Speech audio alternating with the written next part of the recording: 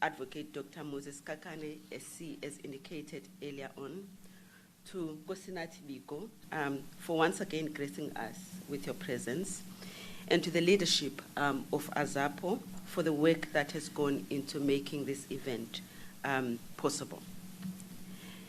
The annual lecture is one of the institutional public lectures hosted by Nelson Mandela University. It attracts various people from both the public and private sectors, as well as community members, to celebrate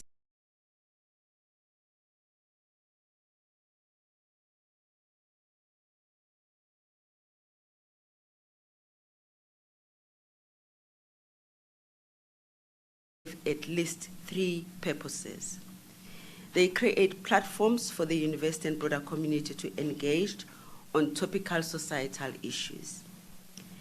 They honor significant individuals in our history, and they provide opportunities to foster intergenerational conversations.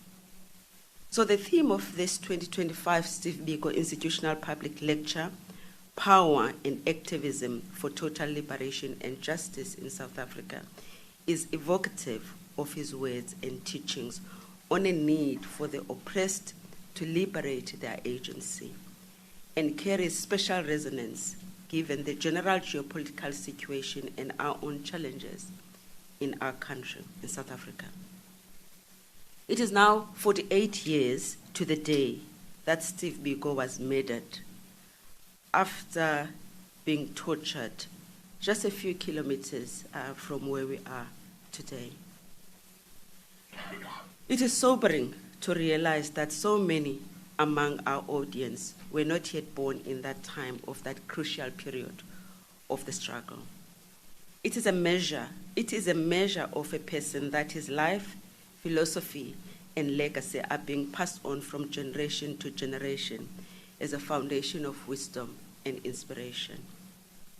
Stephen Bantu Biko and his ideas left an indelible footprint in South Africa, the continent, and the world. Tonight we honor that. Universities have an obligation in this regard to ensure that our knowledge project ensures that these ideas are not forgotten. I specifically mentioned that many of our audience were born long after Steve Biko's untimely death because it illustrates the third point about the purpose of this institutional public lecture. Over and above providing our students with excellent disciplinary knowledge, we strive to produce graduates with a social consciousness that will help them transform society. The graduate attributes we try to inculcate at our university include intellectual curiosity and critical thinking, being responsive agents of change, professionalism and integrity, resilience and adaptive expertise, and innovative solutions-driven creativity. One way we do this is through our Social Consciousness and Sustainable Futures module that is being offered across the university as a foundational course. Another is to foster intergenerational engagements through annual lectures, such as this one. I feel sure that our speaker and respondent this evening will offer insights that will add to the richness of what has gone before in these lectures and build on that which needs to be done going forward. With these few words, you all welcome to our university. We are very much looking forward to the lecture, the response, and engagement this evening. Ndiabulela, I thank you.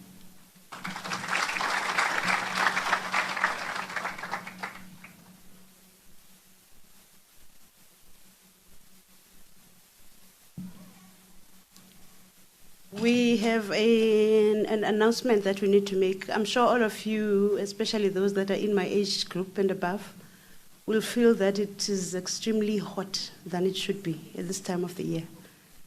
Apologies profusely. There is an aircon problem. However, it is being worked on. So please bear with us. Hopefully soon somebody will bring summer breeze. Thank you.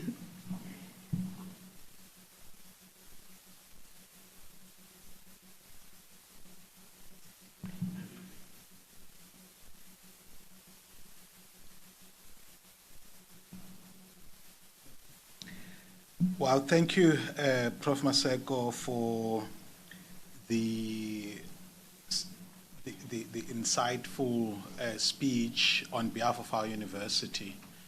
It's one of those things that actually make all of us remain committed to the agenda of changing the world, in the sense that we know that our university seeks to connect to the greater causes of the continent in terms of dealing with the very subject that we are talking about today, of power and activism for total liberation, and those graduate attributes help towards that objective. Now, the program has got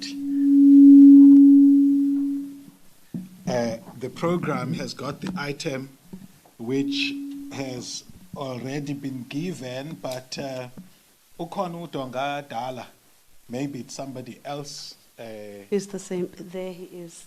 Donga Dala. Okay. Oh, sure. Okay, so iqalile and ke ayibizwa programming ke ipoem ingene kanye at just the right time, and yeah, then we are going to continue with our program. I think we're continuing to the next thing. So Utonga has done that item that we're looking at. Okay. Next, we would like to invite a member of the Biko family, Nkosinathi Biko, to give a message of support. Simphakamise ngezandla nonke.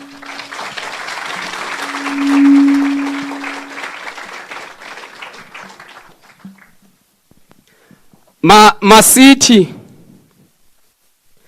sikhumbule mnina wakakhaya apha ekhaya sisakhala ovele vutha abamnyama basivuthulule ngenhlava eMarikana. Sikhumbule mnina wakakhaya apha ekhaya sisakhala ovele vutha abamnyama basivuthulule ngenhlava eMarikana, wafa umuntu omnyama esandleni somuntu omnyama. Sikhumbule bantu Biko, sikhumbule mnina wakakhaya apha ekhaya sisakhala ovele vutha abamnyama basivuthulule ngenhlava eMarikana, wafa umuntu omnyama esandleni somuntu omnyama. Sikhumbule bantu Biko. Yinkuba buchopho ngokuzalwa, yimfundimani engena kukhanyelwa, lithandazwe lengcibi kwezidlumzi, chini ngunyana katata umzingaye, ukuba ebeyimazi ngendisithi kwizaqhaga yintsengwanekazi, nto nje yindoda madoda eyadodela isizwe. Ubiko emadodeni akalokhwange akakhange khange atyetyumu, umunce intupha, wadela amatyathanga bekhona ondlebende, wathi uza kuyithwala ijokhwe yocalucalulo ayijulele eladakisa. Ngumdaka omnyama onwele luqathalala uxakika amazabelungu. Sisilo madoda esingazange sivume ukukhwenyela umsila sele esasisele, waqhwithana nebetha zikaStraydom zimbetha, waqela intsimangwe ijamelene nezinja zabazingeli. Ubiko yinkunzi madoda eyakhe yoyisukufa ngelinye ilanga, kungoko nsithi nanamhlanje kuba wazenza idini ukufa akumfanele. Vuka ntondini, vuka ntondini, ngoba ingcwaba uloyisile. Sikhumbule nyana katata umzingaye, sana lukamama unokuzola, zangazola kakade amathambo kanyoko naxeshikweni izinja zamadlampahla zikundlandlathekisa kumhlaba wasemakhanda. Yasika inimba wophisa wagodola ekwele mimoya, umhlazana zizibhoja zebhengethe zikuhlubula ezokombatha kumhlaba womlambi Gqeberha siba ziyakubulala. Kanti zinkcenkceshela oko bekusele kuhlwayelwe, hluma awunakufa Chopho nokwidla hluma kuhle thole ndini elincane maceteni kongcengceza ndoda ndini eyangena kumahlathi aselibode yahlakula yabuya nemazi yayizeka yayenza unkosikazi uMandlovu Molo. Ndivumeleni ke ndithi mahambe phethisali mahambe phethisali chophechaphaka sikhumbule mnina wakakhaya ngoba phekhaya sisakhala ovele vutha bamnyama basivuthulule ngenhlave emarikana wafa umuntu omnyama esandleni somuntu omnyama ovele vutha bamnyama besivuthulula ngenhlave emarikana.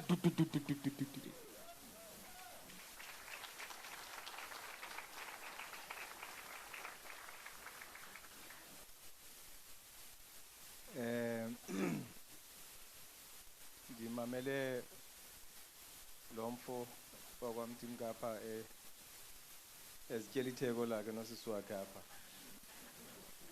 bebongana uba bayinzalwane kabani nabani na. Ubawo lo osidibanisa apha ke njengoba kutshiwo ngumgcina nanko kumgcine siza noXhamela nanku uXhamela siza noGadluma nanku uGadluma siza noBhili nanku uBhili siza noPhatho nanku uPhatho siza noTyhopho. Iyo lento imbongi xa ithetha ithi uTyhopho watyaphaka eXhonqa.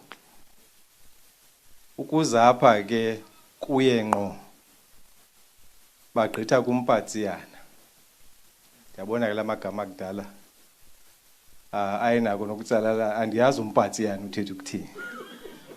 Kodwa ke ngoba omkhulu lo aze kuJomi aze kumzingaye lo bebizwa imbongi azowutsho ke kubantu ke enodade bakhe abaliqela nobhuti wakhe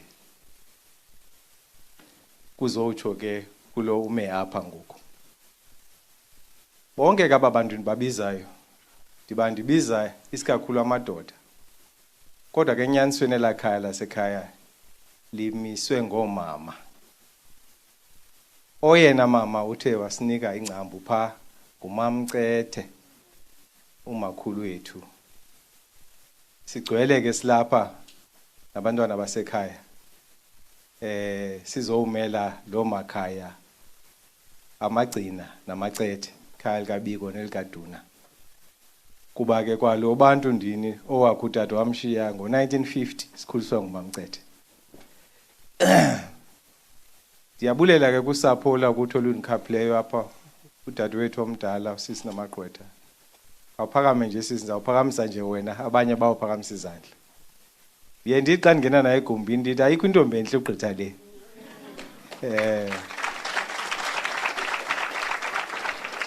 Of all of my father's siblings, including her mother, all of them are gone.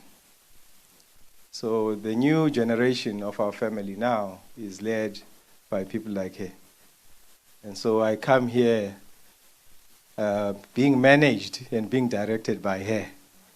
And she's here with other members of the family. Now, Pakamsa nje izandla nje okuba. In fact, Pakaman bethu, we are hardly here. Pakaman is babone nje. It won't be long. Pakaman nandi nani Pakaman.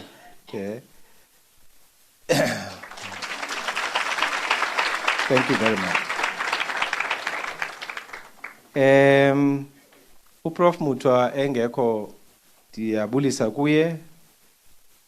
Ndibulise kumfowethu uBheki osisiququzeleli salo mcimbi. Ndibulise kuwe Prof uPem Maseko. Sisuka kude ke noPem sadibana ngemisebenzi eliyawona. Ndibulise kumongameli we-AZAPO, Adv Gqeberha. It's been a busy day and we try and reconcile two events in one day. So the president started in King Williamstown, where he was with our speaker, Advocate Skhakhane. Ndiyabulisa, Danenkosi, noMamekhaya. And thank you for gracing us with your company. My mother was very delighted to hear that you will be speaking. And I said to you, please come, Buzazvela. And they spent the day together. The relationship with AZAPO goes back many, many years. In 1977, the matter of Steve Biko resulted in the banning of many organizations that were influenced by black consciousness. And it's important when we think of black consciousness to think beyond just the political formations. It was journalists, it was youth structures, women's structures, labor organizations, a whole range of them. It also influenced the church through black theology. It influenced the artists, the creative space, the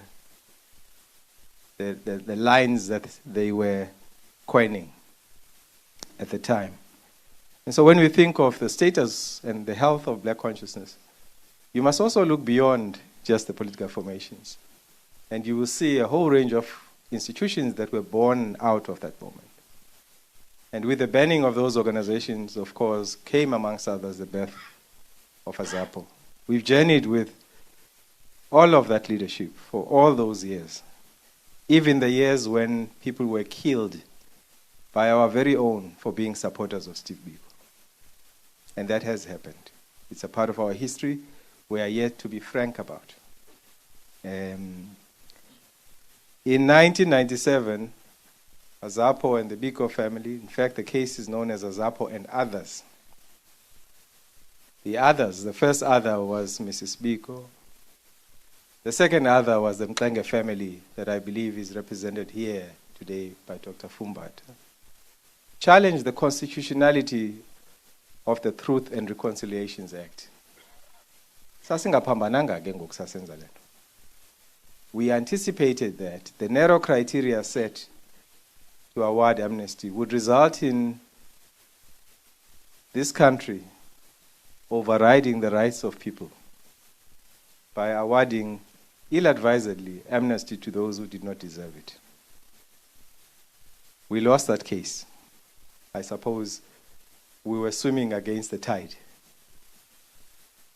The Truth Commission emerged with some more than 300 cases that needed to have been prosecuted, and it gave a report in 1999. That matter did not move. Earlier on today, I was at court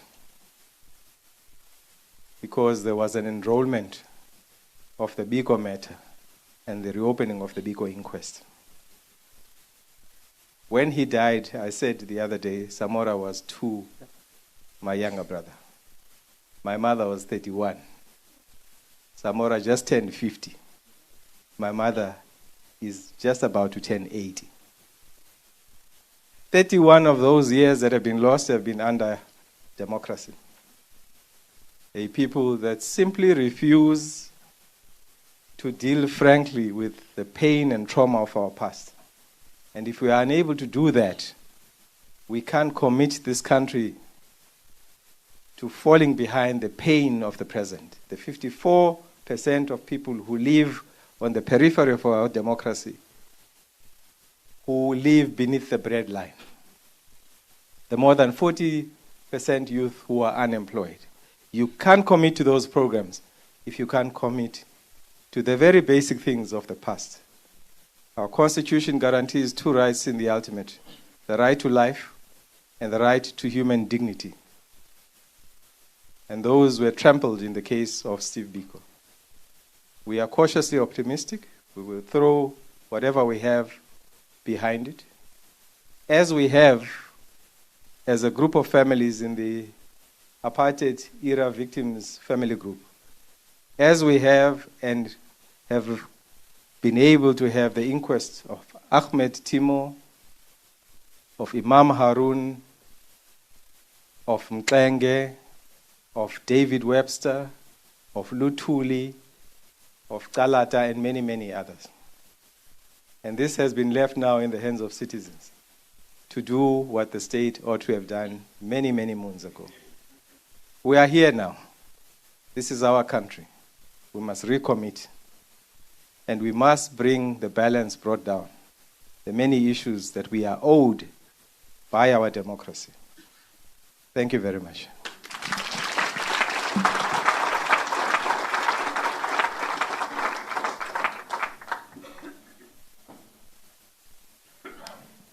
As we proceed with our program for tonight, siyabulela Mgcina, siyabulela Kyopho, siyabulela nokwindla. Masiqhubekeke ke xa sisiya ekwazisweni the introduction of the keynote speaker. Athi omnye umfana walapha eBhayi. Isono sam, without any disrespect to any religious people, azange sifelwe nguYesu koko ngobiko. Masimphakamisa ke lamfana who is very passionate about our realities as black people in this country. Yesu, Yesu, Yesu. Esami sono safelwa nguYesu. Yesu, Yesu, Yesu. Esami sono safelwa nguYesu, ayisuka ndiyaxoka ngubiko. Yesu, Yesu, Yesu. Esami sono safelwa nguYesu, ayisuka ndiyaxoka ngubiko. Hayi emnqamlezweni amgaye enqweleni amadlagusha selemxusha ingqondo selezimkile ukutya kusala amanzi bambopha esopha bamkhonqa bemxhimfa wafunyana esizwe. Yesu, Yesu, Yesu. Esami sono sam felwa nguYesu, ayisuka ndiyaxoka ngubiko. Hayi emnqamlezweni amgaye enqweleni amadlagusha selemxusha ingqondo selezimkile ukutya kusala amanzi bambopha esopha bamkhonqa bemxhimfa wafunyana esizwe. Suduka msamariyakazi eli ayililo iqula likaba womkhulu Yakobi. Goboka malingahlobi igazi torho, injongo yalombongo ayikuko kubuyisela embo. Yibhekile yeslawu dibe nabantu bekhaya silungisa ukuhlala. Sifuna intsusa amabandla kwintshabalalo yamasiko nezithethe zakowethu. Vumbululu ungxeke nkrune into kamkhayi ngombongo sihloko sithi tshawe laseBritane esithi ayikoti iBritane enkulu yeza nomfundisi exhaka iJoni yeza iphethe iBhayibhile nebhotile yeza nenkanunu nemfakadolo tarhuba wosikhethe iphina. Loo nto ayilohlebo nangoku singompundwananye ezweni lokhokho bethu sondliwa ngentshela nemvuthulukazi zonke eziwe ezithebeni zabamhlophe nohlohle sakhe abarhwebelana nabo ngeli lizwe. Lo masilingane uzena losinga nkululeko yinto nje yokumntwanisa isizwe siqatywa intshongo emehlweni sithini. Ewe bafika kweli lizwe sababona ukunyepha sababiza ngabelungu. Njengesizwe sinobuntu sabelana nabo kuko konke sasinako ngelinge lokuhlalisana kwakunye nabo.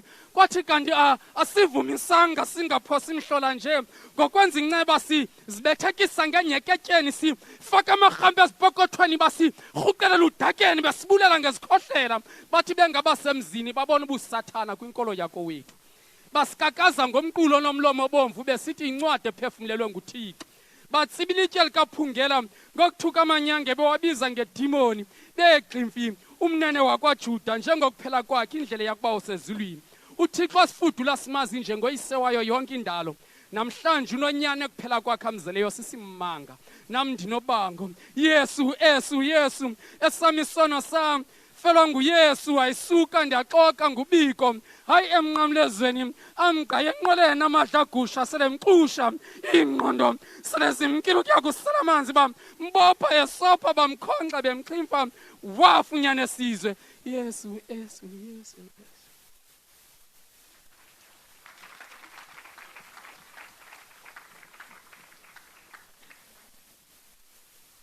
With those words, I think it is now appropriate for us to welcome forth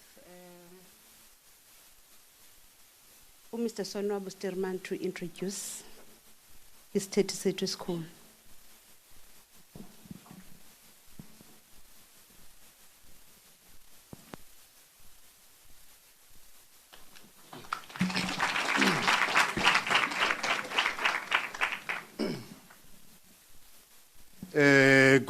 Good evening, ladies and gentlemen.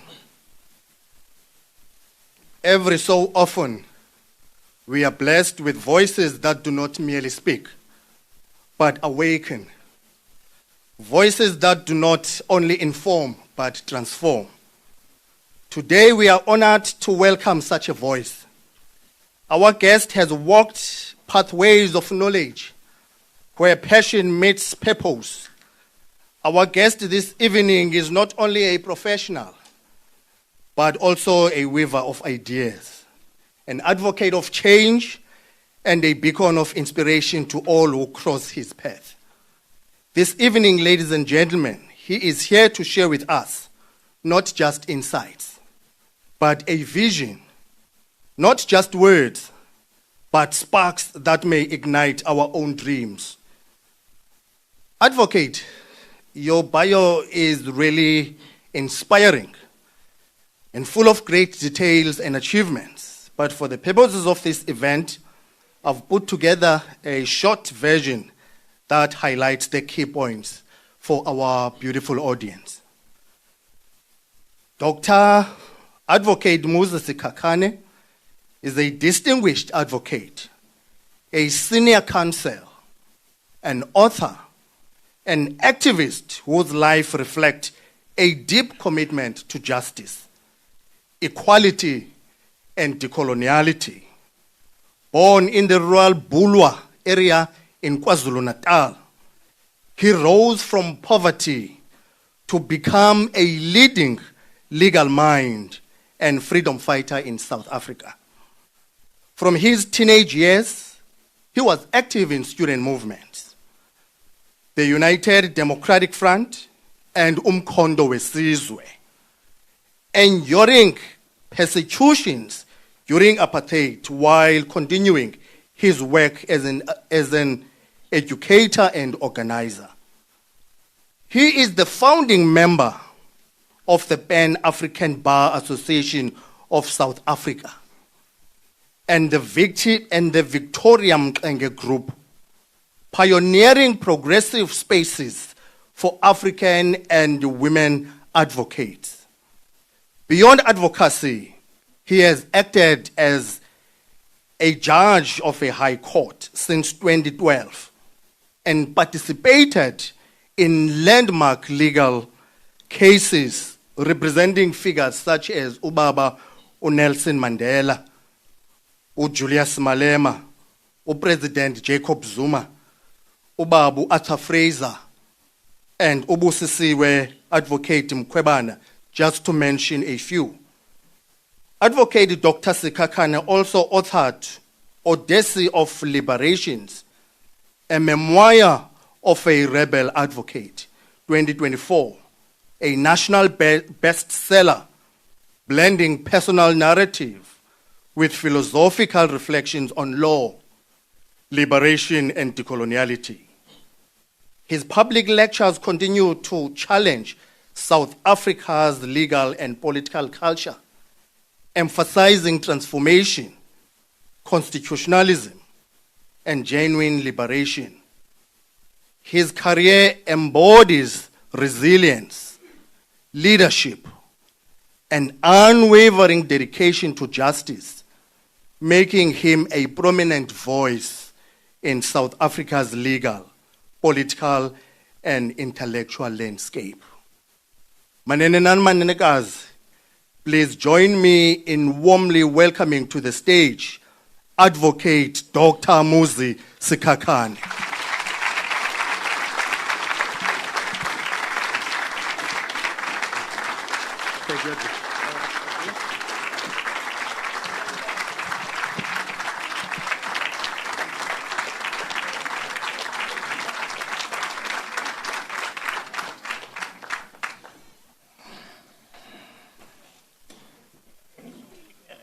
Ufuna kwaze nami ngizisho ukuthi ngubani.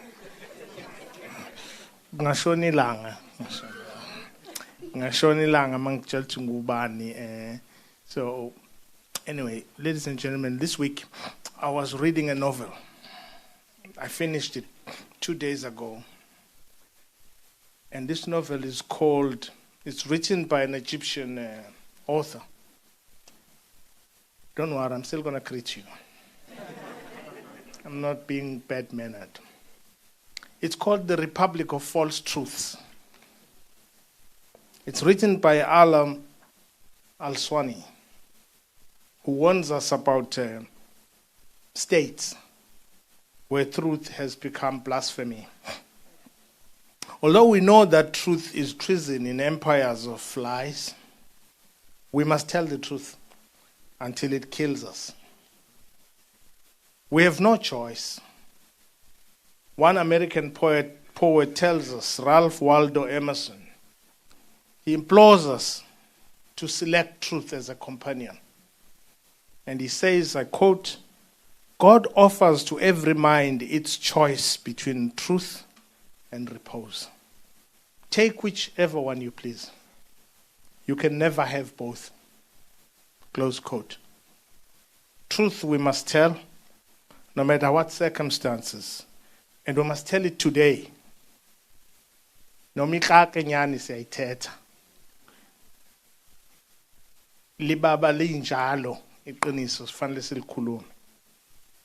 Even if telling it kills, we must tell it. It is the telling of uncomfortable truths that killed Biko. It is his courage to speak what's unspoken that killed him. And when he took his last breath, he offered us his spirit of courage. We owe it to ourselves. We owe it to the black majority that lives on the margins of the human condition to speak it. We owe it to Biko, the black prophet, the Messiah, the intellectual torchbearer, the lover of black life. We owe it to Andrew Zondo. We owe it to Solomon Mahlang. We owe it to Chris Hani. We owe it to everybody who did what we all in this room fear doing. Dying for the truth. We owe it to Shaka Kasenza Ngakhona. We owe it to Yinza. We owe it to Pambata Kamancinza. We owe it to all the heroes. Most importantly, we owe it to God and our children that we spent 31 years since 1994 betraying. Even if we are able to face the chilly winds of adversity and persecution for telling it, it has to be told. When Biko, the young black prophet of true liberation of mind, the intellectual torchbearer, as I said, the cross bearer for the black lives, for the black race, took his last breath, he breathed into us the spirit of pride, black pride, courage, and self-love as the prerequisites for total liberation. Biko, like Christ, was the radiant light, revealing to us the profundity of sacrificing our minds to the colonizer and seeing ourselves through the eyes of people that despise us. He warned us against it. I greet the Vice-Chancellor and all of you. In case you thought I was being impolite, I just thought I should get your imagination once again. Vice-Chancellor, wherever she's sitting, I know she's not here. Executive Dean, Professor Pamela Masego, we meet again. I hope to shake your foundations. The Biko family, my brother Nkosnati, I greet you. The president of AZAPO, who scolded me this morning for calling him president, right next to the grave of Biko. He scolded me. He says, you and me must call each other Muzi and Nelvis. So Nelvis, I greet you. I greet everybody who's here. Professor Begim Ngomezulu, my brother. He looks like he comes from where I was born. He just looks Zulu. And Ongama Mtimka, my sister, Church President of this province, Selbin Benenge, I greet you. Ladies and gentlemen, you are greeted. Biko's teachings, had we heeded them, would have kept, if not completely diminished, our complacent adjustment to injustice, inferiority, poverty, and inequality. Our minds would have been freer. We would dwell not in a perfect place, because there is none, but a much better mentally liberated zone and a thriving egalitarian society of equals, where black people don't see themselves through the eyes of those who don't like them. We would have lived in a country where no leader betrays us, hoping to sit at the edge of the table of the white master who gives them work and money. We would have lived in a thriving society where black people walk tall, wearing their skin that is similar to that of Mother Earth. Their heads would not be down. They would not have to beg anyone. Had we listened to him and heeded his call, we would have lived in a country where leaders fear betraying their own. We would have lived in a country where injustice is not tolerated. I like talking about justice because we don't understand it. Because justice, as I will say at the end, is not the exclusive preserve of people we like. I say to universities because we judge people before they are judged. Justice is not the exclusive preserve of people we like. In fact, it's the opposite. Because the people we like always get justice from us. The test for justice is how you treat the people you don't like and you disagree with. That's the test. It's the process you give to the persecuted, the prosecuted people you don't like. It's how you treat them, the judged, the condemned, people who live on the margins of the condition, the human condition. This morning, I deemed it appropriate that I travel to the grave of Steve Biko in Ginsberg. I joined Mamzi Biko, and we spent time, whose warmly motherly embrace this morning is indescribable. There was Professor Bani Pichana. The AZAPO leadership was there. And the people of Ginsberg, all over the country, people were there at the gravesite of this black prophet of free minds. A man in his 30s, braver than most of you, who've lived longer than he lived. Those of you who watch people steal, condemn, collaborate, betray, and say nothing. Life judges us by two things. Things we do, which is activism, and things we tolerate, which is betrayal. It is what you do and what you tolerate that measures your character.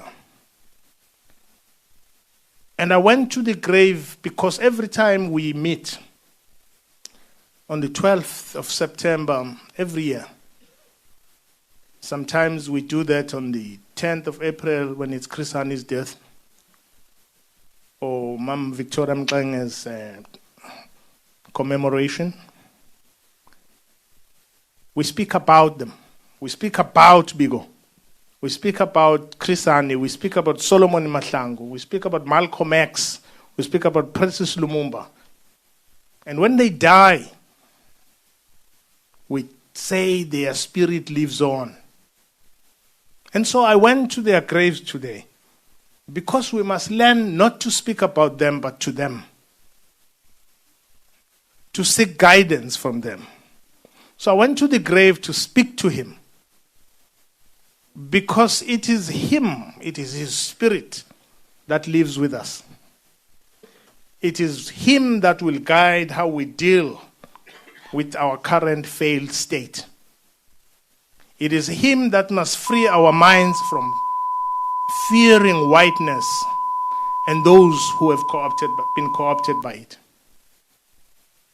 As soon as we were done, I proceeded to the Victoria. The Mklangas were close to me, to the grave, to do the same thing. Because it is important that we talk to their spirit than to talk about them. And as I said, I remembered that Martin Luther King told us something that Biko lived by and died doing. He said, if you have not discovered what you can die for, you are not fit to live. And I add that if you do live, you will perish. If truth is not your friend, if you live like our leaders do for the past 31 years, speaking the opposite of truth with conviction. And it is Biko and his comrades and other people who have taught us, who live, who tell us what justice is, who tell us what total liberation is. Biko did not die. And we must make the obligation tonight here that we will walk with him until we have created the necessary conditions for the collapse of the system that has subjugated our people while we tolerate it.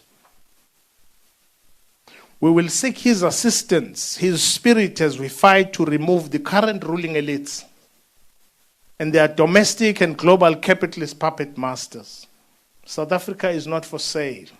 South Africans are not for sale. Our dreams are not for sale. The future of our children is not for sale. Our people are not for sale. Our continent is not for sale. Our parents are not for sale. Like Frantz Fanon, Biko provided us with socio-genetic explanation of this human condition that we've lived in for years. Your hand loud and clear. Your voice is loud and clear. And the black condition in particular. He alerted us of the need to assert our full humanity. Most importantly, he alerted us to reimagine ourselves, to reject being placed in the zone of non-being and animality. His teachings, if we lived them, would have equipped us to re-theorize the South African struggle for liberation. AZAPO should have been and can still be the conscience of the struggle to total liberation. Because black consciousness should never have been pushed to the sidelines of the struggle. In fact, it should have been the heartbeat of the anti-apartheid struggle. Well, I'll tell you, Comrade Gqeberha, when I joined AZASO as a young student, I thought I was joining AZAPO.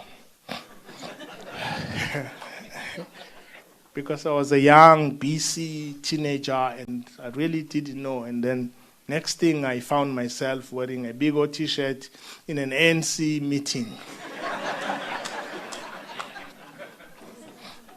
And there were terrible looks. And I didn't understand because I was young. I thought they would be happy that I'm wearing a t-shirt. By the way, I had been given that t-shirt by Mam Victoria Mklange. So I was wearing it quite proudly. And I was quite disappointed, devastated actually, that ANC people looked at me in terrible ways. I was devastated. I didn't understand until Reggie Gqeberha explained to me that in the ANC they frown upon black consciousness. I was devastated. But anyway, I thought I should tell you to imagine a country that we would live in had Biko lived. I thought I should read for you a small quote from a Nigerian poet called Ben Okri. He writes about people who are invisible like you, that the world does not see, who are black. They are not seen under the sun. They are not seen when the sun sets. They are not seen in the evening and when the sun shines. And he says, suddenly, he saw the city as a vast network of thoughts. Courts were places where people went to study the laws, not places of judgment. The library, which he took to be one building, but which he later discovered was practically the whole city, was a place where people went to record their thoughts, their dreams, their intuitions, their ideas, their memories, and their prophecies. They also went there to increase the wisdom of the race. Books were not borrowed. Books were composed there and deposited. The universities were places for self-perfection, places for the highest education in life. Everyone taught everyone else. All were teachers and all were students. The sages listened more than they talked. And when they talked, it was to ask questions that would engage endless generations in profound and perpetual discovery. The universities and the academics were also places where people sat and meditated and absorbed knowledge from the silence. Research was a permanent activity, and all were researchers and appliers of the truths and fruits of research. The purpose was to discover the hidden unifying laws of all things, to deepen the spirit, to make more profound the sensitivities of the individual to the universe, and to become more creative. Love was the most important subject in the universities. Entire faculties were devoted to the art of living. The civilization dedicated to a simple goal, the perfection of the spirit and the mastery of life. Close quote. Comes from Ben Okri's a book called Astonishing the Gods. Ben Okri's novel, as I said, it's a modern fable about a young man's journey, like us, for self-discovery. Most crucially, a journey of his quest to understand his invisibility. And as we look at this topic today, I thought right at the center of our quest for liberation is actually a search to find ourselves. Biko would be discouraged, would be embarrassed that he told us how to find ourselves through our spirits, that he told us that black was beautiful, that he told us that black was the color of the earth, that he told us that we would only get liberation if it is total. It starts in the mind. And he told us that we would get total liberation and proper non-racialism only when the black majority is treated with dignity. He told us to rebel against white liberals who walked around telling us that the Bill of Rights and other things are all we need. He told us to be suspicious. Sobukwe told us the same thing, and what did we do? We ignored them. We continue in the 30 years in our courts, sorry Judge, in the executive, in the legislature. We desecrate Biko's grave with our lies, with our smiles, with our pockets full of stolen money, 30 pieces of silver we take from white power that controls us. We sell his soul. We betray his legacy as we walk in the corridors of power where we tell lies as a profession. This is the Republic of False Truth, led by people who have no moral rectitude, leaders who are morally vacuous. Human beings that are cowards cannot hold leaders to account. Fragmented black political parties that do nothing but repeat what was done in the past because they do not want to shake the foundations of the system that oppresses them. Ladies and gentlemen, the constitution that we have, the one you call the best constitution in the country. The word constitutions means to create, to make. And so you don't have a constitution if you've not constituted what should constitute your state after colonialism.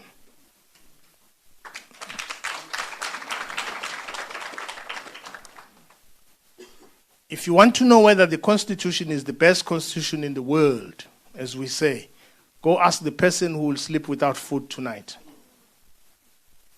Everyone who has said this phrase is someone who's comfortable. They have a blanket tonight. They have food to eat. Everyone who says we have the best constitution in the world is usually a lawyer like me. Liberal, white, black, coconut, comfortable.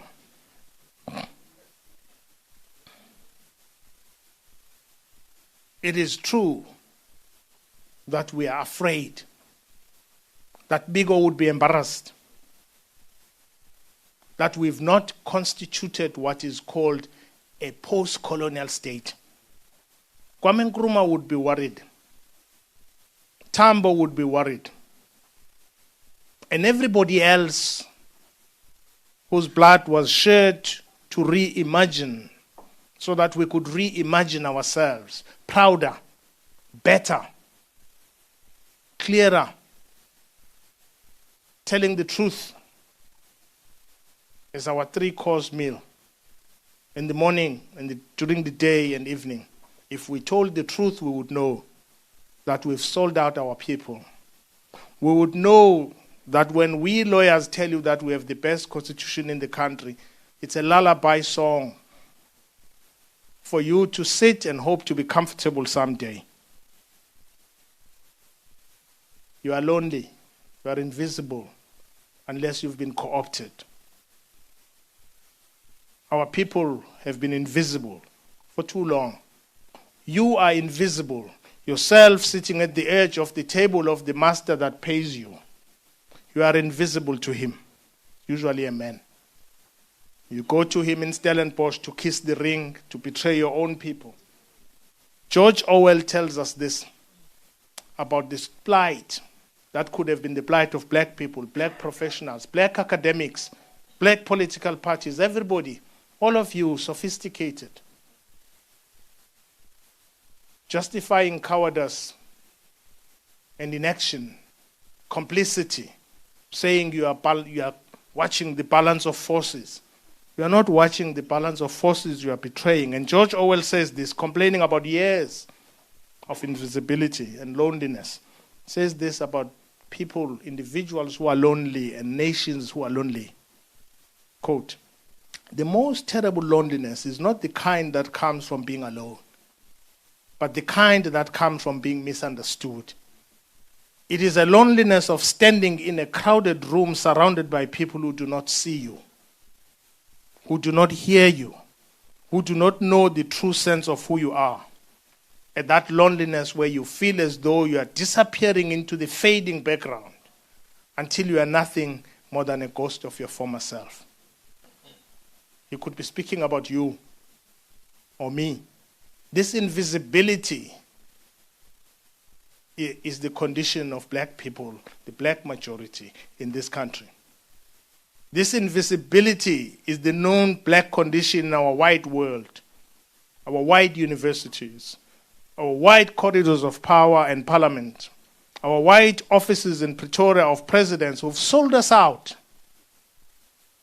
who walk across the world telling lies, hiding statues of money while people starve.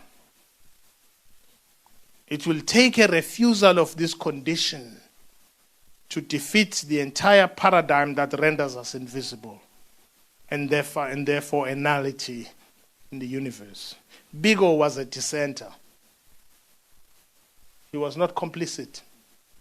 Biko was a dissenter. He thought what we had not thought. And it takes a dissenter to change the world. It takes a dissenter to have total freedom. Look at Nepal. What are you doing? Even the French liberals are about to overtake you, because it takes courage to notice that the foundations of your society are cracking. It takes courage to imagine and see that the constitution that you have is something created to ensure the continued survival of white power in every dimension of our lives. It will take us not many years, not 31.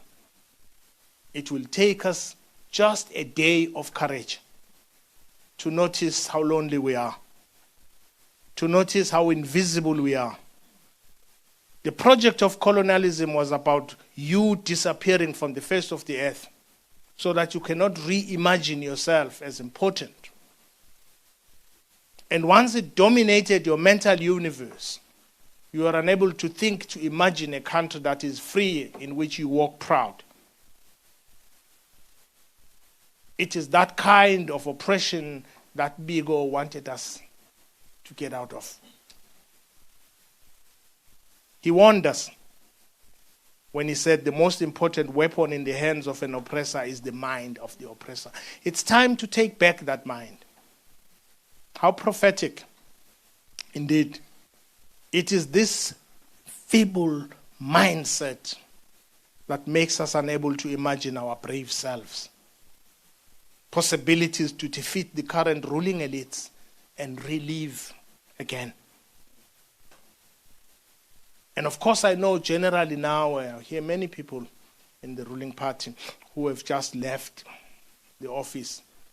They've grown a conscience and a spine to critique what they've been tolerating for 31 years. It's a rule book of traitors who want to reinvent themselves. When it matters, they keep quiet. When they are lonely, they speak. I am not impressed with former members of liberation movements and government who grow a conscience to speak only when they have left the corridors of power. It is whiteness that Biko was warning us about. It is whiteness as a phenomenon that has permeated in everything we do. It is whiteness that has forced us not to be able to imagine laws that we can create. That Africa lived before we were invaded. We had laws, we had people, we had schools, we had algebra. We taught Europe mathematics. There was a continent before white people landed on our shores.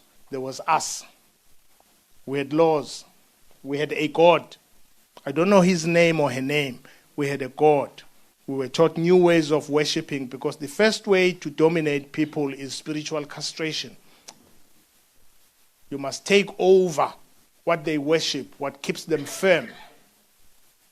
You must take over their mental universe, their spiritual universe, their knowledge base, their imagination about who they are. And in the courtroom, I use the word in my book, rebel advocate, because that's what I'm called. It's a derogatory term. Because you are law students, all universities are activists. I think you know. Most of us were law students. That activism hardly outlasts graduation.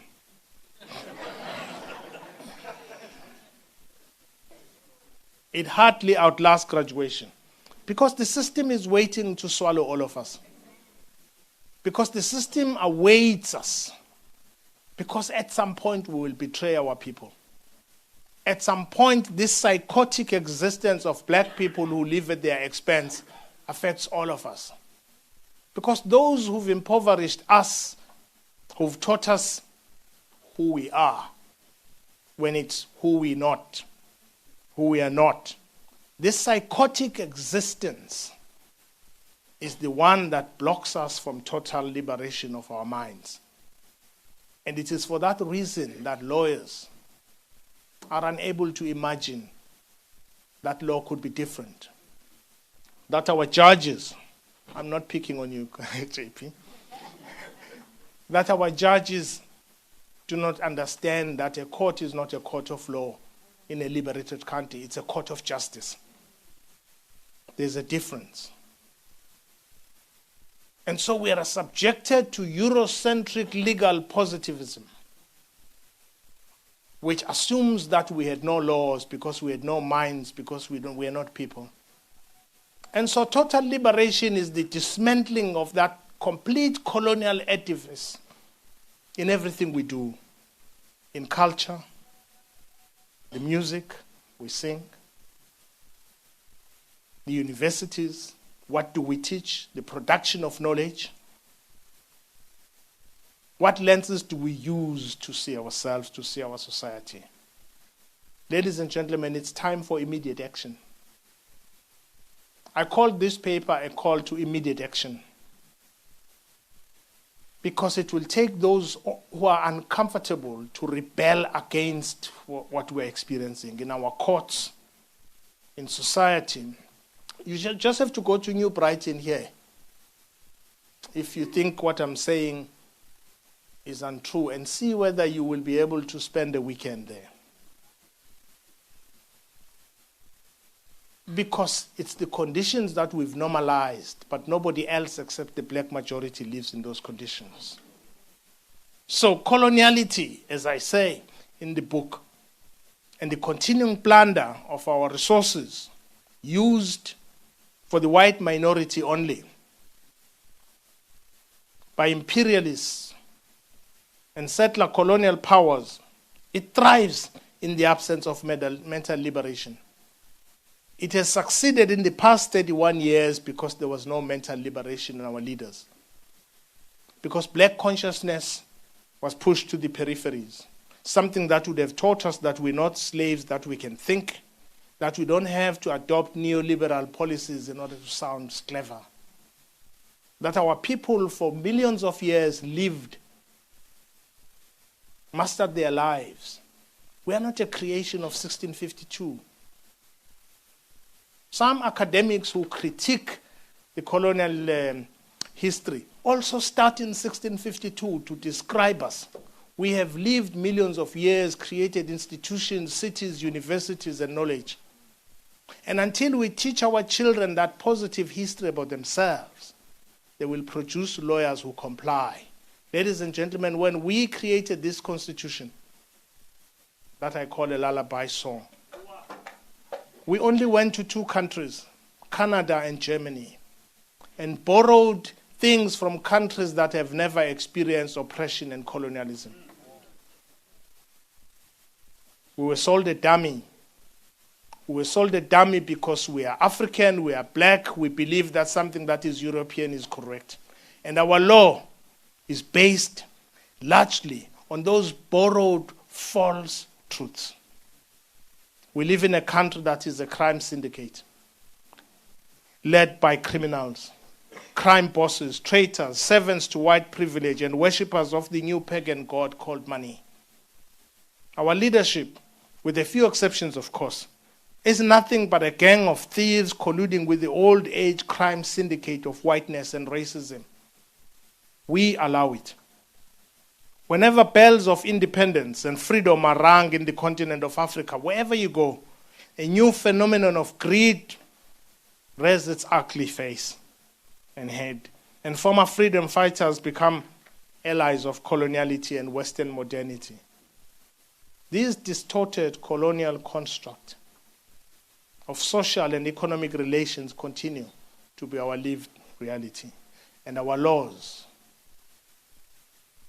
our economy, and everywhere follows that. Ladies and gentlemen, total liberation is going to demand that we create a constitution that constitutes a not neo, a post-colonial free state with free black minds that are proud, with a government not composed of thieves and traitors, but composed of people who are proud and who live the legacy that Biko and others lived, which is that it is the black condition that necessitated the struggle against colonialism. It is colonial invasion. It is land stolen from people who were there. I differ with a lot of my colleagues who say, yeah, the Constitution is right, Section 25 is there. You just have to. Where have you heard 65 million people from whom land was stolen saying in order to get it back, they must litigate? It can only come from people who themselves have forgotten who they are. And so this hypocrisy, this betrayal of the true sense of what the struggle against colonialism was about, continues in our universities, in our hospitals, in schools, and everywhere. And what we must create is a just, egalitarian society. I know you think I live in utopia. Because we are unable to imagine anything else. We've been conditioned to imagine what we know. And what we know is what we've lived under for 500 years. And that is black inferiority and white supremacy. And we can't imagine a country where black people walk proudly, run a country that's efficient, where healthcare is free, decolonial education is free. People live in places where there are recreational places for their children. Children can imagine a just society. Judges can dispense justice and not lies. Judges do not dispense relations with ruling elites and no more. They will create their defenders of ideologies and set of ideas whose basis is liberation. Ladies and gentlemen, the task for total liberation is the ability to reimagine ourselves, to reject what we know. It's difficult. That's why you think I'm mad. It's because it is difficult for you to reimagine yourself in a free country where whiteness, white knowledge, Eurocentric knowledge are not the only thing you know. We lived before we were invaded. We had ideas, we had pride, we had laws. We lived like a community. Ladies and gentlemen, we need to create a constitution where what was stolen must come back.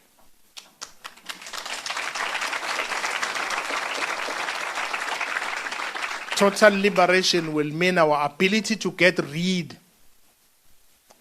of the 3 branches of government now.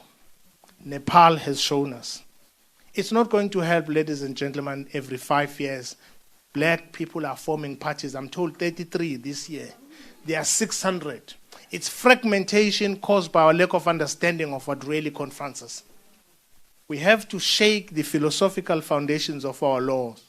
But most importantly, in order to do that, to create a new constitution, a new state, even if it's interim, we need to create a government in a matter of 12 months or 24 months where black people are important.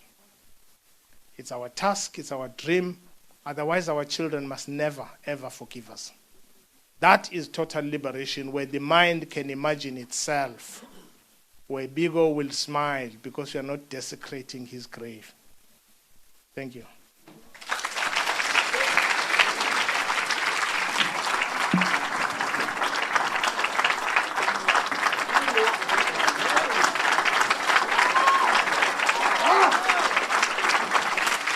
Wow.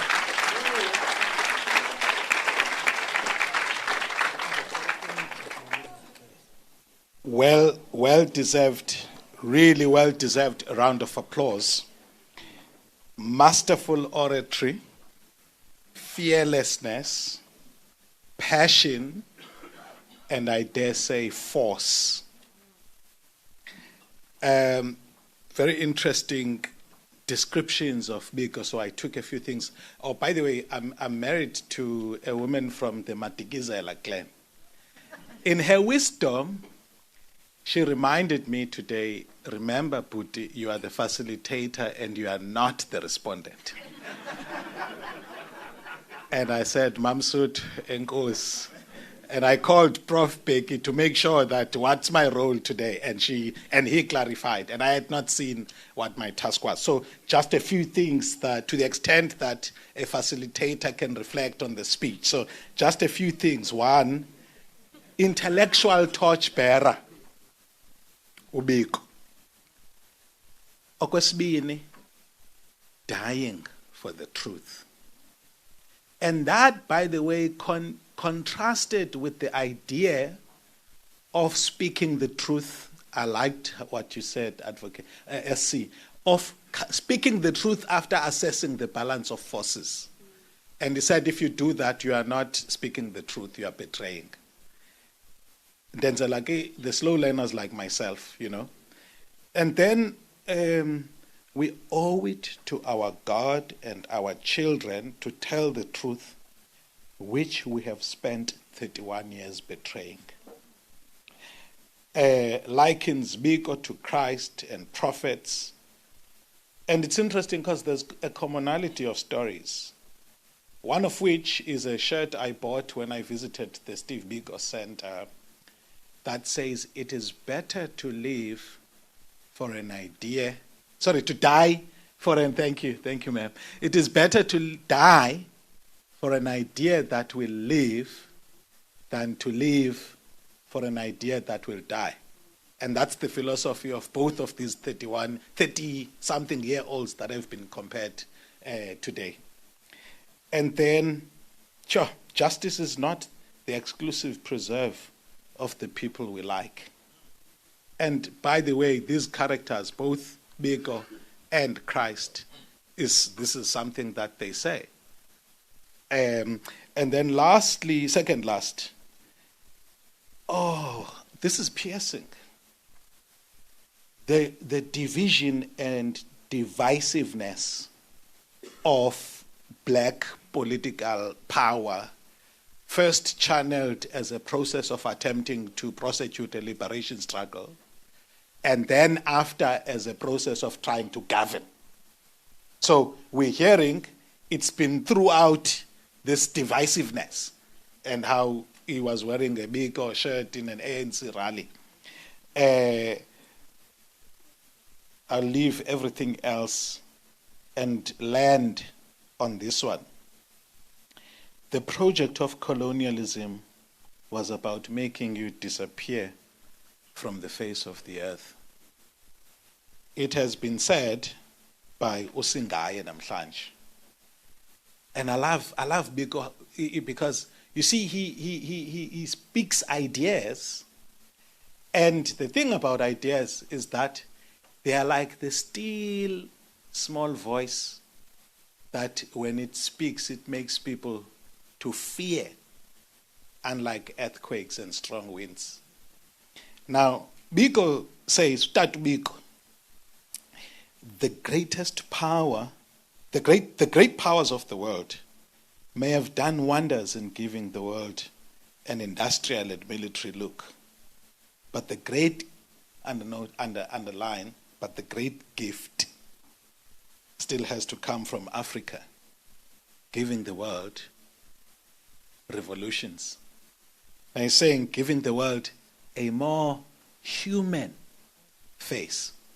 So Biko, in the might of the military industrial complex of the apartheid regime, still had a sense that after we've prosecuted the struggle and we've succeeded, what we will then bequeath to the rest of the world is a more human face. That's truly amazing. But there's a colleague that has been carefully chosen from the Equality Promotion and Social Inclusion in the Transformation Office, Dr. Adelaide Garomo. She's going to unpack it for us. Let's welcome her with a round of applause. As she comes, please get yourself this book. I went all the way to Joburg to buy it. The Odyssey of Liberation. So it's there outside, Advocate's book. It's like a thick Bible, but you need to get it. And you can read it in mouth bites like I'm doing. People to wait for or SC to leave. Yes, please, at the end. Okay, we'll announce those ones at the end. Thank you. Can you help us with the mic stand, please? As you create so long.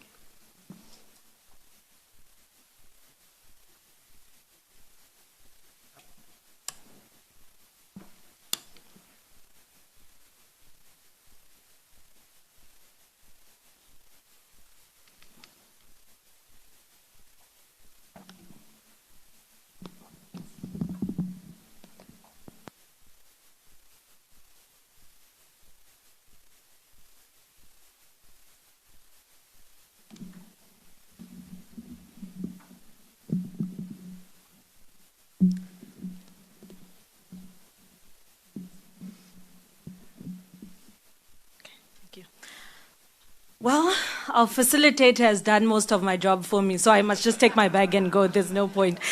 But all jokes aside, good evening, everyone. All protocol has already been observed.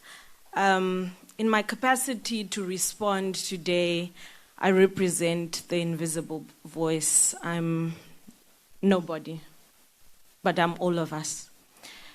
So that is particularly why I asked for my bio not to be read, because I come before you as the small voice that our facilitator has spoken about. I would like to begin also by expressing my heartfelt gratitude to CANRAD for granting me this honor to take off the mask and stand before you in my humblest and most authentic self. Yes, I know I have some makeup on and other enhancements, but just indulge me. This is me. I'm currently the same age that the great Steve Biko was when he was cruelly stripped from this world. But I'm by no means the activist or the visionary that he was. I can only hope, as our speaker has said, that the courage that he embodied, his spirit, is also bestowed upon me to fight the good fight, regardless of whatever the cost might be. In responding to the powerful and provocative address of our esteemed mentor, Advocate Dr. Skhakhane, it has a nice ring to it, Advocate Doctor, love it. I stand here not to dissent, not to oppose, or not to argue, but rather to offer a few reflections. I believe that's why I was called upon to stand here, to offer some reflections from my own lens. And those reflections are drawn from the often invisible voice, the frequently forgotten voice. And in alignment with the theme of today's lecture, I anchor my remarks in the moral imperative found in Proverbs 31, verse 8 to 9, which reads, "Speak up for those who cannot speak for themselves. Ensure justice for those being crushed. Yes, speak up for the poor and the hopeless and see that they get justice." With this in mind, I wish to focus on three critical dimensions of our collective consciousness in the ongoing struggle for total liberation and justice. And those are gender equality, youth activism, and Pan-African unity. The deep work required of us to dismantle the legacies of slavery, colonialism, racism, and economic marginalization cannot be complete without the resolute commitment of confronting patriarchal oppression. This system continues to render African women's contributions to our spirituality, our culture, our philosophy, and the liberation struggle invisible. We must recover, rewrite, and amplify the voices of the women who not only fought on the front lines, but also offered sanctuary, structure, strategy, and sustenance. Women who led from behind and alongside, not merely as supporters, no, but as central actors in the liberation project. Here I invoke the pioneering work of the Pan-African Women's Organization, whose role in the liberation struggle remains under-recognized. I speak of Mama Betty Kaunda, Mama Albertina Sisulu, and countless others whose labor, be it emotional, intellectual, or physical, still remains fundamental to our history. Moreover, our liberation must include the restoration of dignity to our indigenous knowledge systems, particularly by highlighting the role of African women as knowledge bearers and spiritual leaders, what we sometimes like to mock in our corners as Makulu studies. We must remember figures such as Charwe Ambuyane, not only for their resistance, but also for the deeper societal and spiritual roles that they fulfilled. True liberation from colonial patriarchal oppression demands that we critically engage with the words of Thomas Sankara, who reminded us, humankind first knew slavery with the advent of private property.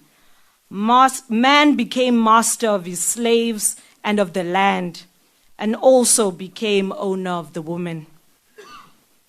So then we ask ourselves, what becomes of the struggle when those who are meant to be our comrades in resistance begin to be the ones that replicate the various forms of dominion that we claim to oppose?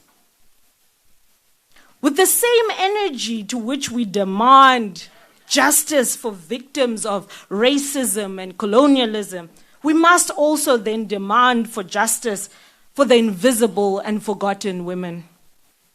Those in the DRC, South Sudan, who are murdered and victimized often by men who look just like them.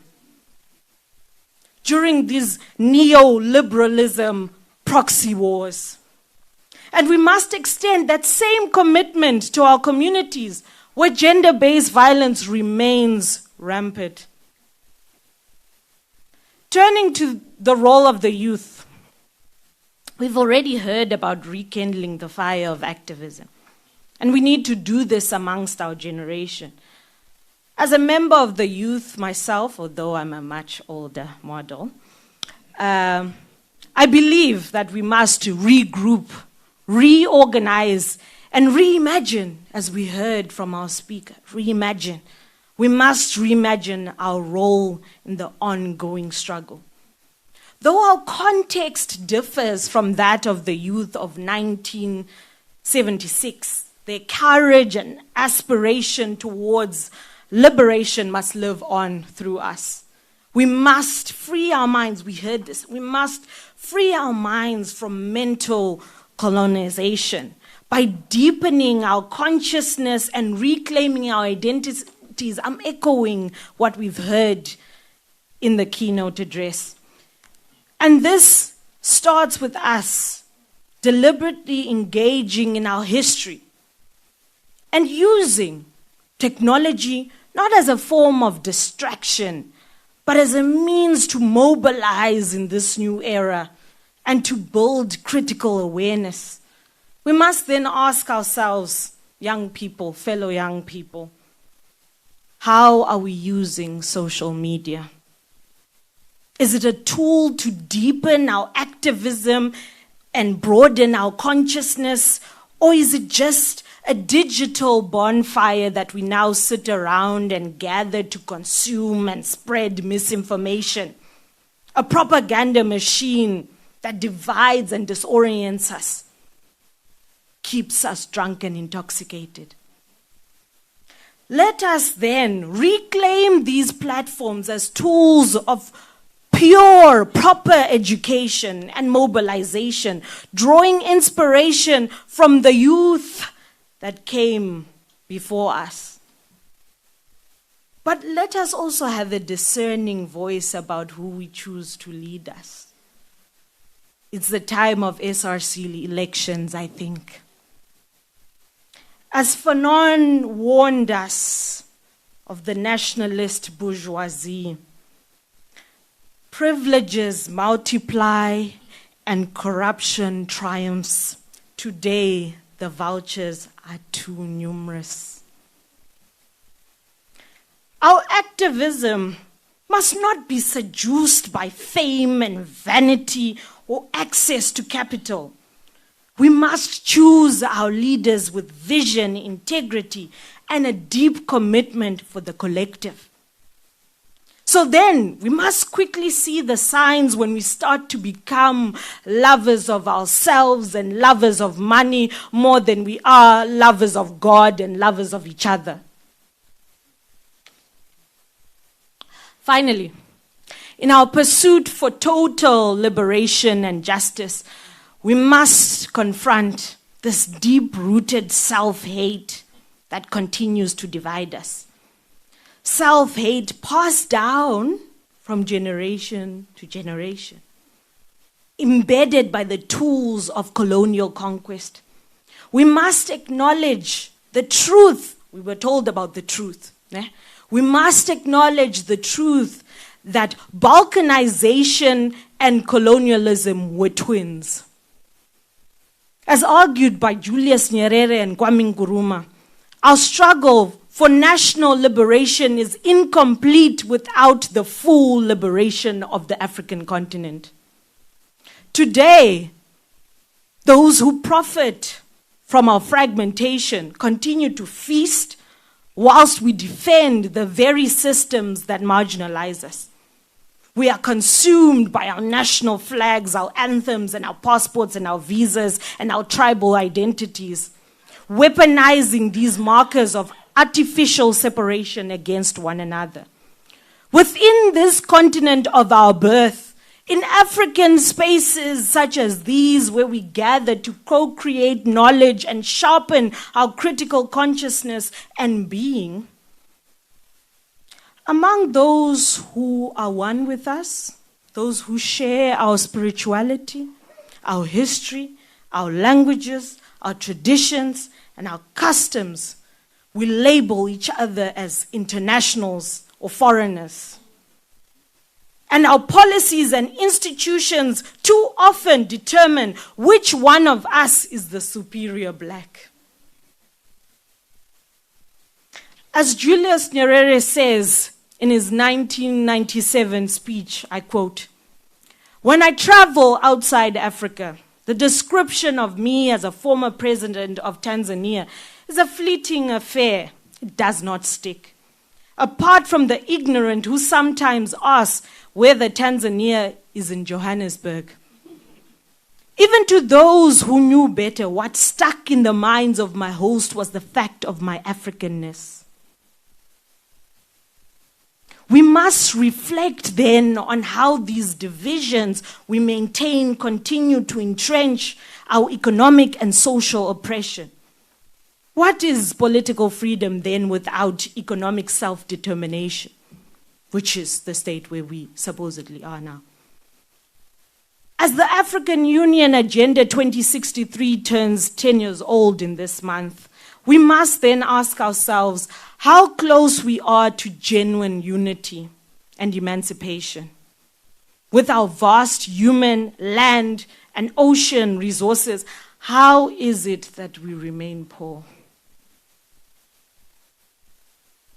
What might be possible if we truly committed ourselves to preserving and sharing our cultures, to building systems of cooperation rather than competition?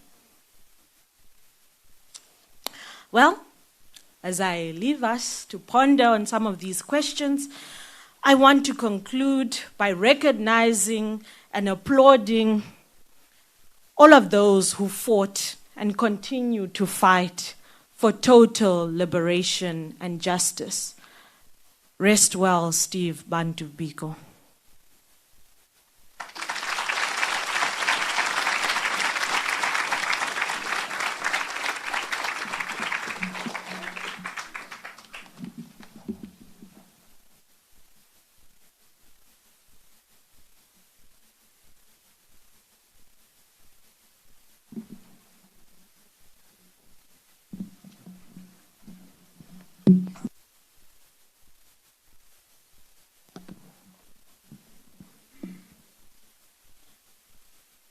I think one of the most outstanding things about this lecture is the fact that in this audience, we are not engulfed by old comrades that are fighting to remain relevant in moments of irrelevance, that come to defend themselves, enforcing a belief that they care when they have actually deceived. Sitting there, I look around and I see the future of our country. young people that have come in numbers to listen to these messages and who I believe will take them to the future. We, my generation and those that came before us, have become our grandparents. We want to leave a legacy that says we just were swallowed by the system. And the few that have stood against the system have either died or remained crippled and always pinching themselves on a daily, saying, had it not been, and yet still alive to make a change. But here we are today.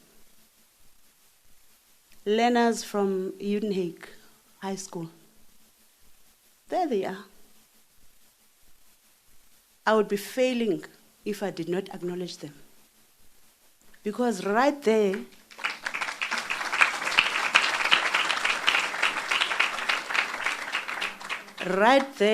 we are planting a seed that will surpass our lifetime. As we hear and listen to all these contributions, how I wish that our graduates of tomorrow that are filling about half of this venue can go back and remember what they have had. They've always been coming in different chapters and different phases, but they have always been coming for the past few years and listening and contributing. May they always be present when this history is told. Because if we do not preach to them, then I don't know where we're hoping to go. Masiqhubekeke with our program as I hand over to umakhulu. Akenze kahle umuntu asekhaya. Ninomona? Thank you. See, umakhulu wami was a beautiful woman. I could see why utamkhulu wabalolwa hlobo. Wa ding dong. So you can see it here. So we're coming to you. It's going to be a marathon. We are going to take questions for the whole 10 minutes. And then we'll give advocate 3 minutes. Then we'll give Dr. Karamo 2 minutes. So the more time you take, the more you eat into everybody else's. So I've got 1, 2, 3, 4, 5, 6, 7. Can be in this possible? 8. Okay, so the abonnement is 10 minutes, which means every person has 1.2. So, Olwam, still us in this night. Okay, man, Ben, this young night clash. Man, Sunday, this is our catchers like Mandokos.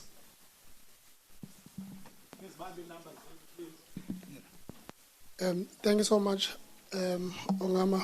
My name is Olwam Mngwazi. I just wanted to find out, maybe from who advocate, what would be your impression of a university that has always had these Steve Biko lectures for the past 14 years. This is the 15th one. On the name Steve Biko. And yet there is no center named after him. And that there is no real known entity within this institution other than these candidate lectures that would attribute any resource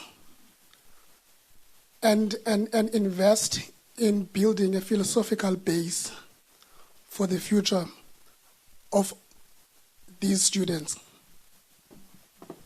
Thank you. Well done, Olwam. Thank you. Number 2. Good evening, ladies and gentlemen. My name is Uyonela Mashalaba. Advocate, for me, on speaking the truth and dying for the truth. I have an input and a question from that, that universities continue to host these type of conversations. They continue to host summits on combating corruption, such as the one that was recently held at UJ. However, we do know that student marks, black student marks, as these institutions disappear, such as the case of UCT, and black students are being failed, and that particular issue is not an isolated issue. It happens in this institution, and yet we are not angry enough when those type of things happen. We have black academics who teach black history in universities such as the universities of Free State, such as Dr. Pedro Mzelem, who's been persecuted by universities of higher learning, who has ended up having to leave those universities of higher learning. What is the role of social advocates in such instances? And what is the role of society in those? Because we cannot lie to ourselves when it comes to that. Thanks a lot. All right, without wasting any time, I have two questions for you, Advocate Dr. Muzi Skhakhane. The first one is, in the EFF podcast, that's me, yeah. In the EFF podcast, you did an interview in the EFF podcast. You said the poor will rise, but unfortunately, our young people are trapped in trivial pursuits. So my question then to you will be, how can young black intellectuals resist the seduction of elitism while still mastering the tool of power? And then the second one will be, you speak of law as a colonial tool masquerading as justice. The second question will be, what would a truly African legal system look like, especially one that is rooted in indigenous epistemologies? Thank you. Two questions all within time. So,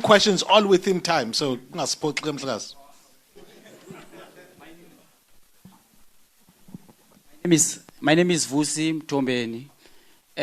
Steve Biko understood that overcoming fear was essential to the struggle. Our keynote speaker said today, what we do and what we tolerate define our character. What I'm trying to understand, what we tolerate ourselves, our own excuses, our fears, and our bad habit define our character more than what we tolerate from others. Thank you very much.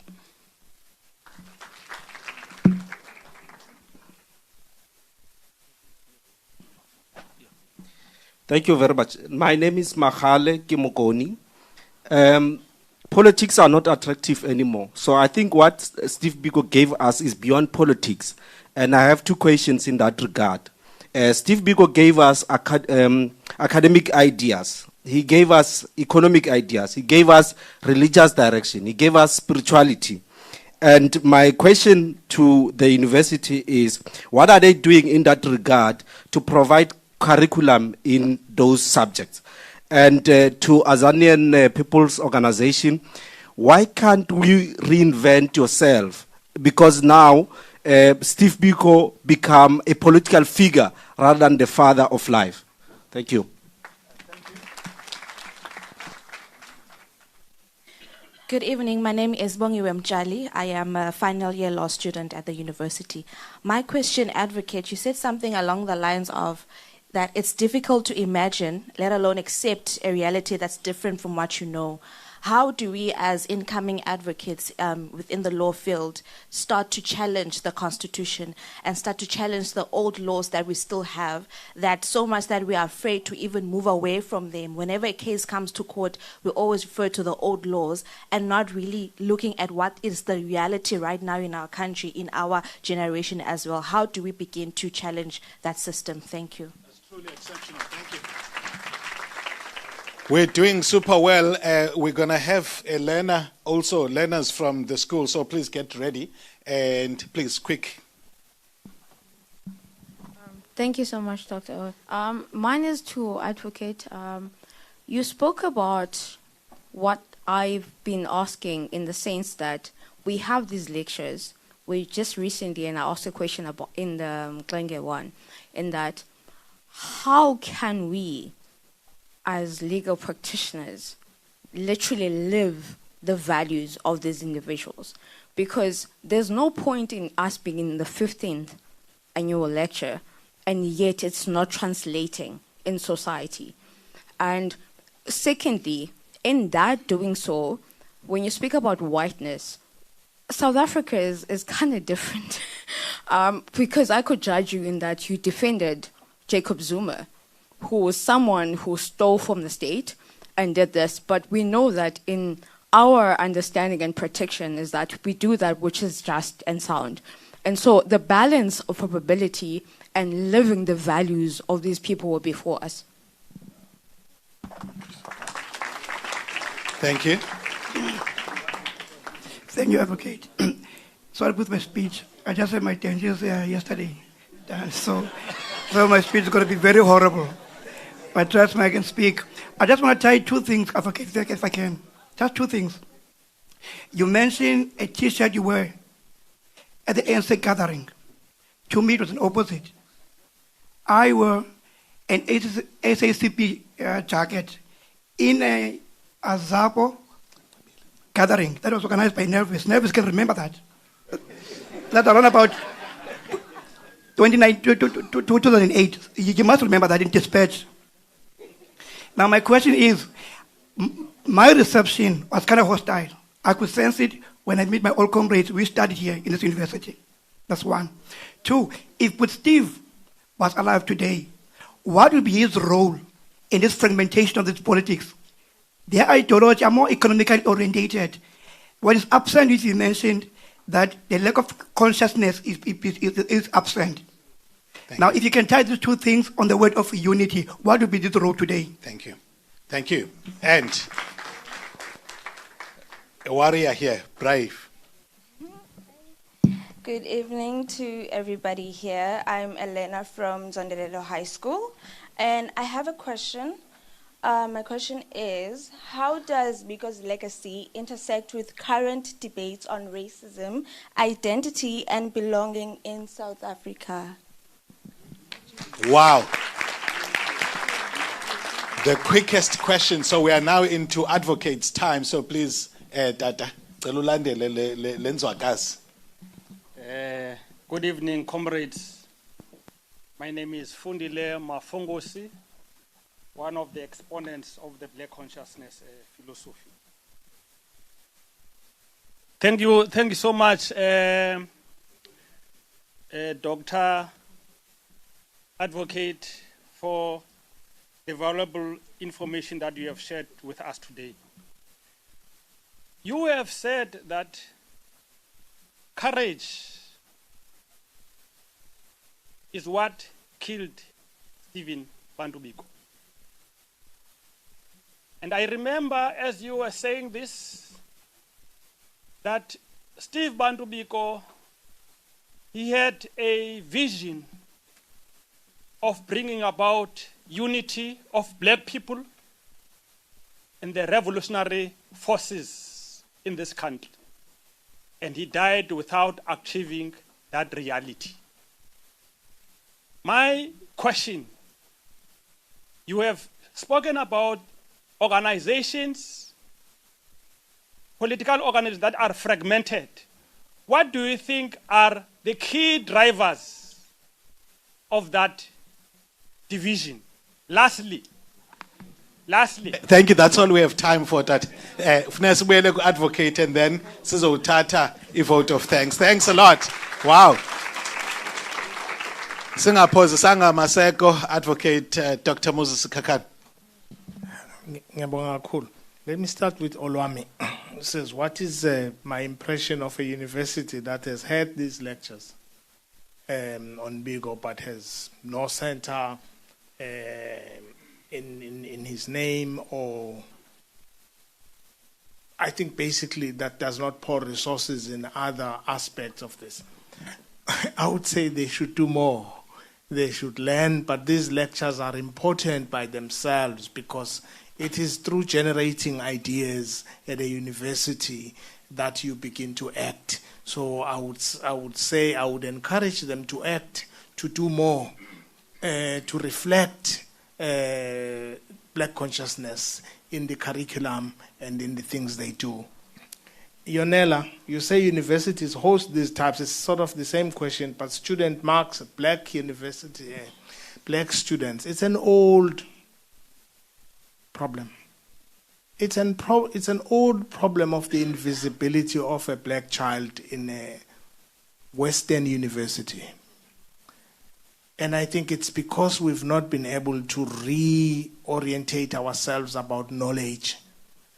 When I did English 3 at Wits, and one lecturer asked me, why is it that at English 3 level, there's only 2 black students? I said, it's because you teach us about Chaucer. If you taught literature whose experience is African life, if you taught law, that was about the lived experiences of black people. When I go to study law, I knew about debentures when I was doing commercial law, and I had never known what it is. I knew stock theft, and I knew a couple of stock fells at home.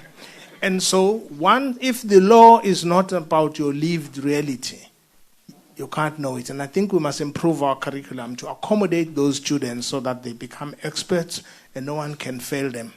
And I think we must de-racialize universities. I think all of these are white, iconic institutions. We've not been able to create an iconic intellectual center for black people. And then someone asked me about what I said at the EFF. How can the poor rise? They must rise. And I think the time to rise is now to reconstitute the state. I think the first thing must start with poor people, invisible people rejecting the ruling elites now. It just takes that act of courage. How can they rise? They can actually, 100,000 people can change a state. We are 65 million. We can't even get into the streets to demand the president to resign or parliament to fold or the judges to resign or do the right thing. We're unable to hold accountable 3 branches of government. We are 65 million cowards. We can't produce 100,000 people in the streets to demand things. Vosim Tombeni asked me that Buga said overcoming fear is important. And it's about what we tolerate. That's so true. And I think my answer to you is this. You know, there's a poem about the opposite of courage. And the opposite of courage is love. It's not something else. It's love. Love for oneself, love for society, love for everybody. And if you love everybody, you will not tolerate injustice dispensed upon them, and you will march, you will remove elites that dispense injustice on your people. Mahale Mukoni asked a question about, Biko gave us ideas, spirituality. What is this university doing? I think the university will answer. What is AZAPO doing? You will answer. Bongi Wemchal, it's difficult to imagine a state. How can advocates challenge the laws? We must first create a legal culture whose roots are not what we are not. It means we must be able to imagine law outside the paradigms of Eurocentric Western laws. It's not only Europe that had laws about governing society. It takes an imagination. Our lawyers are unable to do this. Our judges are unable to do this because we are taught as law students not to question, but to follow precedent. If a higher court was unjust, the lower court must be unjust. It's called judicial precedent because it's a conservative study. But law is about people. And by the way, a lot of people say most of us who talk about this are just politicians, not lawyers. That statement that law and politics are not the same is political itself. You were conditioned to think that, to say that, because everything that you did this morning, from the spoon to the toilet seat this evening, is politics. Law is a political tool of elites to govern society, and you must keep challenging it. The last one, we have these lectures, okay, that I won't answer, that's for the university. I think I was, sorry if I missed your question. Some questions are sort of, they say, oh, I was asked about representing Zuma. I like this question. I like it because it's probably the most unfortunate question by people who are fighting for justice. No lawyer, no advocate is entitled to claim to be an advocate if all they do is to represent people who don't need justice. You will come to me when your son is accused of something. When I said justice is not the exclusive preserve of people you like, we must leave this thing. No one needs a senior counsel unless they're in trouble. It's like being a doctor who says, I don't treat people who are ill.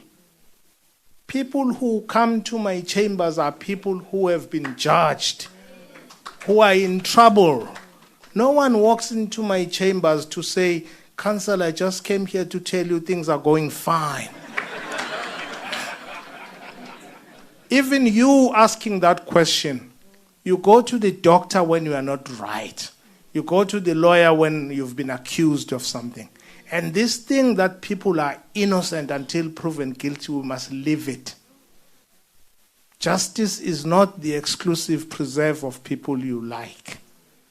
To judge people that they have stolen, when you can't prove that they have stolen, or that they have harassed, when you can't prove it, it's actually an unjust sentiment to hold. I think the last one, I don't like this question about what would Biko do, or what would Hani do. I don't know. A lot of people pontificate about these things, what people would have done. But maybe let's imagine what he would have done. I think about fragmentation. I think he was en route. Even when he died, Biko was from a meeting where he was trying to encourage a united front of black people. White companies, white law firms are composed of white directors who don't even speak to each other. But they know one thing. They must control the resources and keep black people out. We keep refragmenting ourselves over crumbs. And that is the curse of our black skin that we must shed. That we fight over nothing. We fight, we don't like Mbenenge, you don't like Zuma, you don't like Gqeberha. It's the curse of the inability to self-love, to forgive those who are like you. When you can forgive Nivot and a group of them who killed Biko. I think that's all. All I wanted to say to you is that total liberation and justice will only happen if we have courage to collapse what exists, and we have courage to reimagine ourselves and become self-reliant, self-loving people who love the color of their skin and the essence of who they are. And non-racialism will happen not because black people are bending over backwards to touch white people, no, because their living conditions are such that they can relate as equals. We didn't struggle for non-racialism. Non-racialism must be the consequence of what we achieve, an egalitarian, equal, just society. We didn't struggle to be loved or to love white people, no. We struggle to produce an equal society, and non-racialism will emerge from that. Thank you.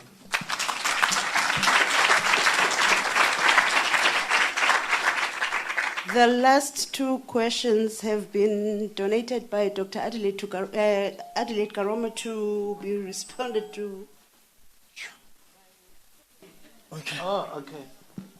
All right. Yeah. Thank you very much. And I don't know what's happening because I'm supposed to be the host here. The people you're supposed to be grilling, though, they are there. We deliver them to you. But however, let me rather quickly, I think there is one question. Why is AZAPO not rising? You know, you may not have asked it in that manner, but that's the essence of the question. Now, you must ask yourself, why is it that AZAPO and the Black Consciousness Movement were the thing before democracy? They were being killed, they were dying, they were in prison, they were all over for you, and you know you're with them. But when it comes now to the eating, if this is eating, they are not there. But they were only there with the cooking and the chopping of the woods, you know, drawing of the water and then cooking. But when it comes to the eating, they're not there. Why don't you ask yourself that question? And the answer is simple. It is because electoral politics, bourgeois democracy, is not about truth, it's not about justice, it's not about all the things you think about. But electoral politics, bourgeois politics, is about money. It's about money. You don't speak through your truth or your political correctness or your sacrifices. People don't care about your sacrifices. It's more about, do you have the money? They don't listen to you, they listen to the money. But where is the money that they want to listen to? The money is with Oppenheimer and Rupert. So if you want to win elections, you've got to go and get it from Oppenheimer and Rupert. But for Oppenheimer and Rupert to give you the money, you've got to say what they say you must go and tell black people.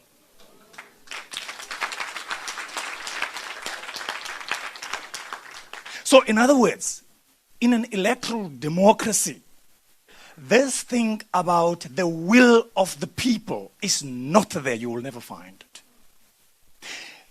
There is no will of the people, but the will of the donors. Now there is another one about today's youth. I'm not going to get into it. I'm here to thank you. Now, all I can tell you, young people, do not believe the pictures you see about Steve Biko. Don't believe those pictures. Those pictures are misleading you. Those pictures were taken when Steve Biko was in his early 20s, most of them. Yet he looks like he's 78. What am I trying? Don't be confused. What I'm trying to say to you, Elena's from Udnek High School, is this. Steve Biko, did you know? Steve Biko was in the struggle and he changed the world. Changed the world and the thinking of black people between the ages of 1967 and 1972. Thereafter, he was banned until he died.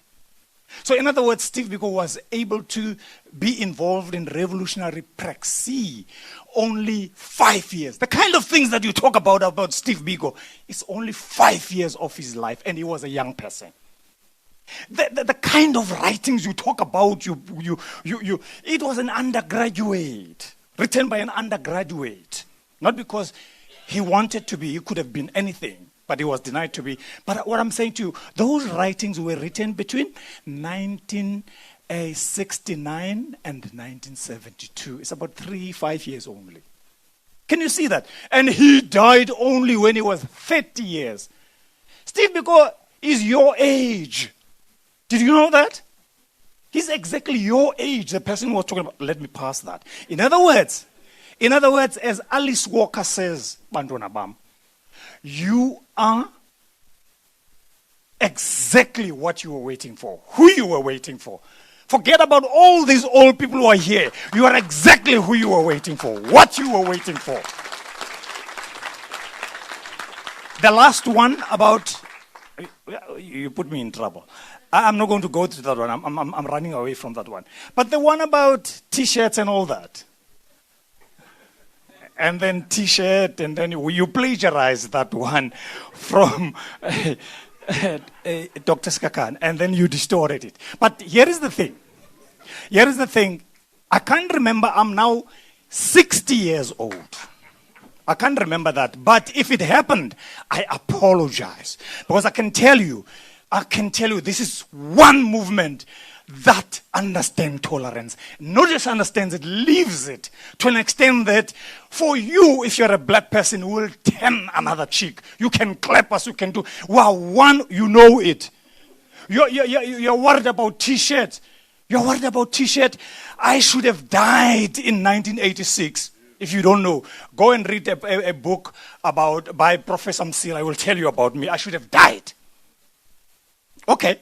Necklace, I should have been necklaced. In AZAPO, we were necklaced. Our houses, our homes were burned down. About 60-something of them, they were burned down.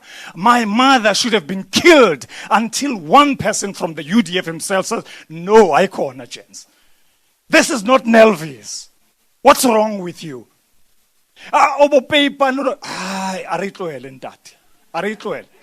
But I apologize to you. I really do. I'm telling you. I apologize. I'm not going to investigate. I apologize. In fact, I may even go back and find out who did that. Never in the Black Consciousness Movement.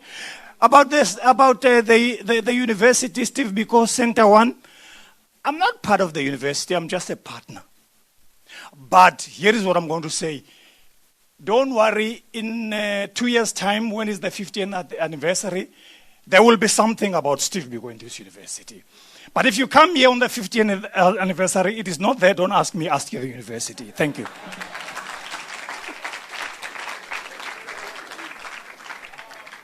And on that note, I've been tapped on the shoulder and made aware that we also have in Zondelelo High School with us. So let us clap a hand for them as well. And Kwezilomso as well. Well, it looks like the entire townships are represented here today. Thank you. Well, wow, what a nice event. And last year I was traveling when the event came and I couldn't be here. So I feel so comforted that I've had at the Inkosi Tata ngosibulela ngolhlobo because uchilo ba so Gqeberha kanene okanye uyeza ngoku. Okay, siyabulela. Siyabulela. Because ndiyatsho uba ndikuvile usithi uyasibulela. Is there any last word you want to say in that thank you? Okay. And then Andloxeleko anawubulisa ngolo hlobo. Anawubulela ngolo hlobo. Yeah, andloxeleko. I just when I was here last year, and I'm going to repeat it, and I said, I wonder what Steve Biko would have said. I apologize. Dr. Skhakhane. What Steve Biko said, I said, a story is told about a soldier, and then who was a freedom fighter fighting for his people, and then in the march of time, he then gets captured, and then he faces now death sentence for his people he was fighting for. And then on the day, and then he's asked, Uguti, hey,